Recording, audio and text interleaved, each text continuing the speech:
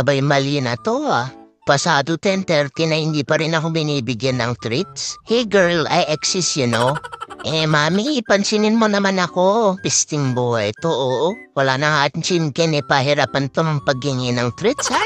Kung makayakap sa akin, gigil na gigil. Pero pag ako na hihingi ng treats, biglang nabubulag ba?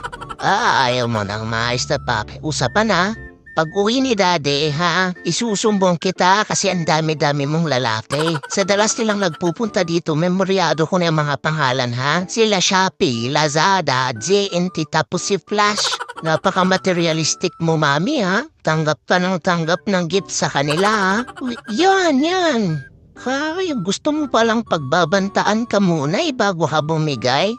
Alam ko na panakot sa'yo next time, Sige, sikreto lang natin na may mga naghahatid sa'yo ng gifts dito. Bango-bango talaga nung dessert. Sige, bati na ulit tayo.